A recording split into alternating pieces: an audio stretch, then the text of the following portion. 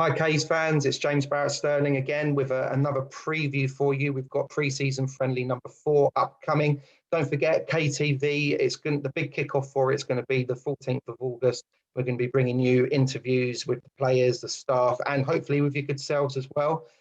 So looking forward to getting that all kicked off. But we've been blessed with some time with the boss again. Hayden, thank you very much for joining us. Grays away yesterday, win number 2 on paper.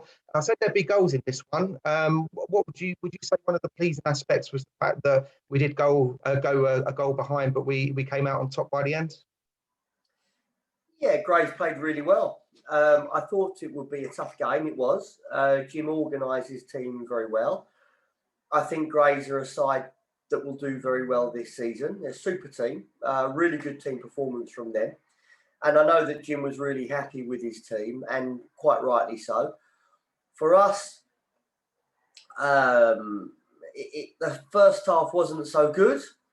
I think that we lacked a little bit of key personnel. Harry, Fabio, Gus, Nyron were all missing. Young Teo was missing. And, you know, even though the squad is very good, I'll be open, we did look as though we missed those players. They're all important players for us. We were looking for some of the other lads to grasp the opportunity. I think it's fair to say they didn't quite grasp it in the first half, but definitely in the second half, we addressed that and the players did a really good job.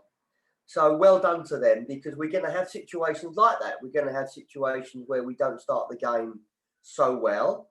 There's a few issues to address at half time where we have to find the solutions. And a great credit to the players. They did that in the second half. The football was much better. We moved the ball quicker.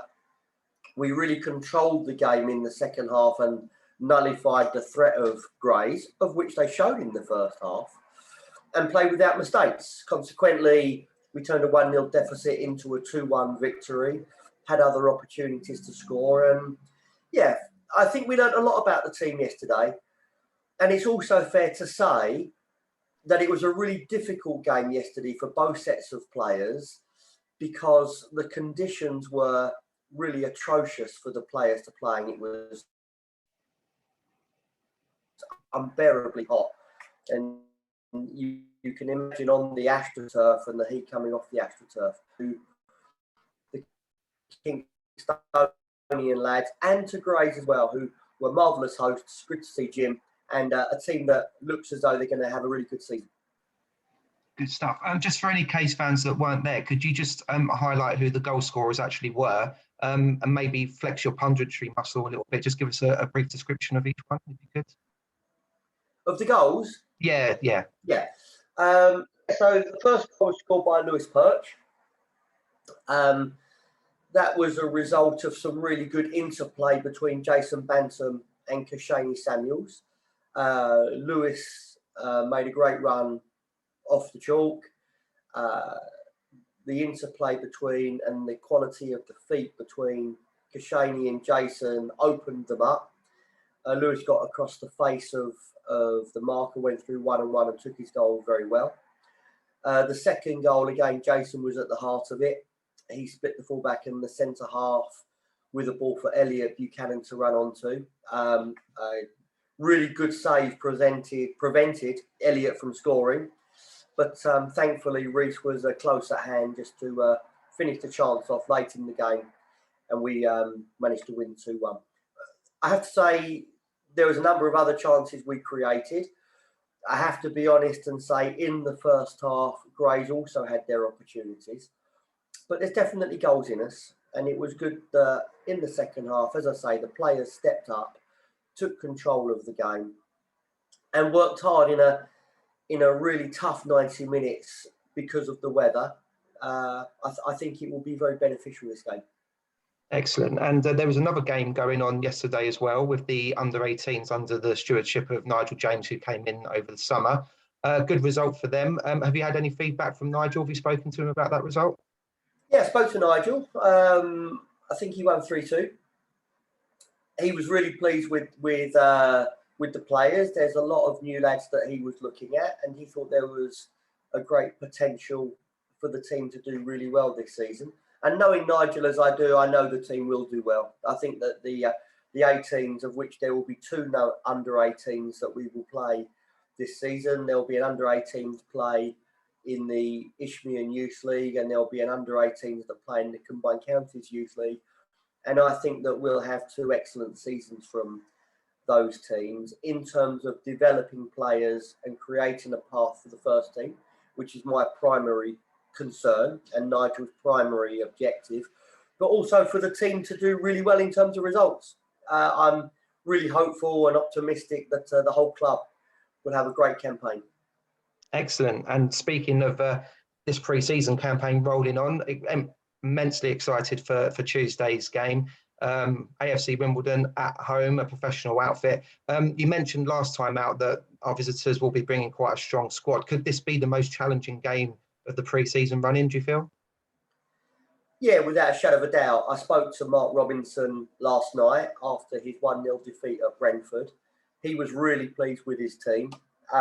He thought that they've worked really hard in pre-season, clearly. They've taken a little deviation, slightly different path to most of the pro clubs, where he wanted 2-3 weeks with his players before the pre-season friendly started. And I know he feels he's reaped the benefits of that. Even though they lost, it sounded as though Wimbledon gave a really good account of themselves.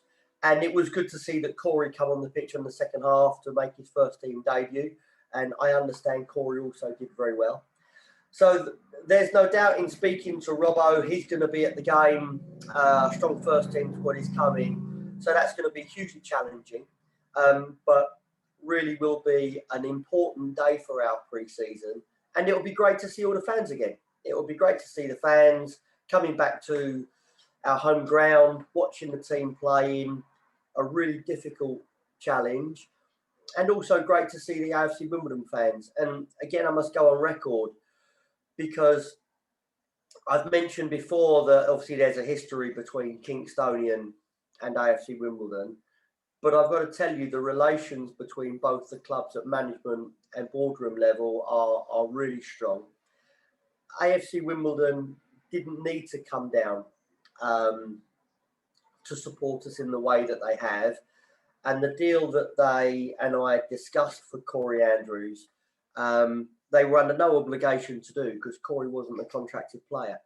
So, you know, whether it's David Childs, whether it's Joe, their chief exec, and whether it's Mark and his team, we're really grateful for the support that they're showing us. And we're looking forward to giving them a warm welcome on Tuesday night. Fantastic. We dubbed it the Corey Andrews Derby last time we spoke. As I'm a relative newcomer to the case setup, what were the attributes that he possesses that kind of caught the eye of a professional club? Corey's a natural goal scorer.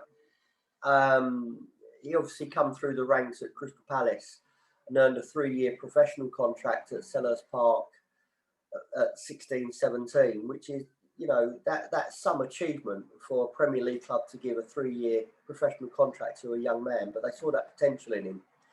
For one reason and another, it didn't quite work out, but that's football. He come to us wanting to rebuild his career, and I was really pleased to be able to help him.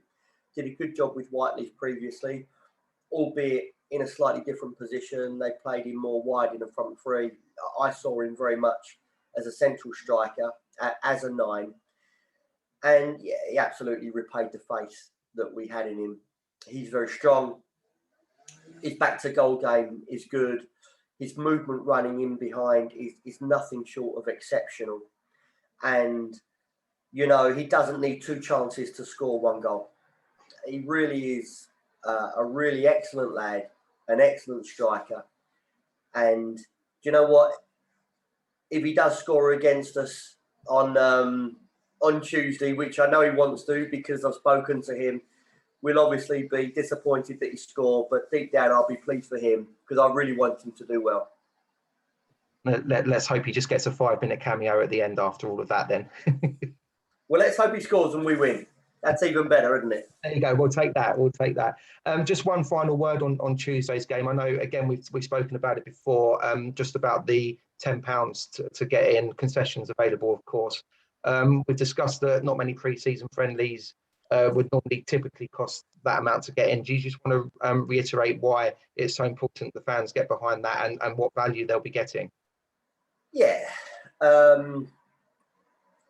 As I've said before to you, James, that we would love to take a view. It's a pre-season friendly, it's open policy, minimal fee to get in. We'd love to have done that. But the fact is, Kingstonian primarily is a business. There's a wage bill to be paid. Budgets have been set, have been agreed, and like any business, we need the income. I don't think we should be ashamed to admit that. I don't think we should be ashamed to say that because of our circumstances in the ground sharing, we've not been able to take advantage of the opportunities of other clubs in terms of the Football Association and Sport England grants. So we have to generate our own money. And this is very important. I know, believe me, I know that there's a feeling and a history between Kingstonian and AFC Wimbledon. But I would absolutely ask everybody to come and support the team. They're a great bunch of players. They're doing really well for the football club.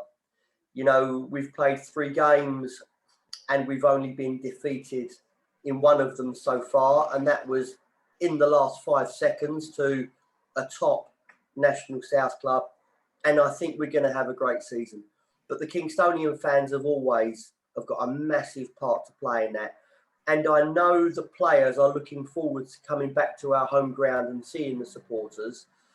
And so we're looking forward to it. And we need them. So we'd like them to come and support us. And equally, it would be great to generate a fantastic atmosphere. And I'm sure that the AFC Wimbledon fans are looking forward to seeing Mark Robinson and his team as well. Here, all good stuff, all good stuff. Well, Hayden, thank you very much for joining us again today. As I said, immensely looking forward to it. If you want to add 5p's value to that tenner, I'll be down there as well. So any K fans can come and have a word with me and talk about the revamp of KTV and what we're looking forward to do. I'll be more than happy to chat.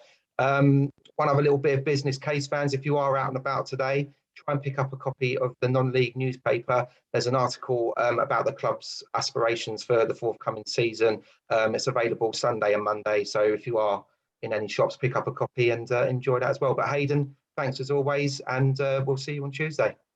Thanks, James. I look forward to it. Thank you very much.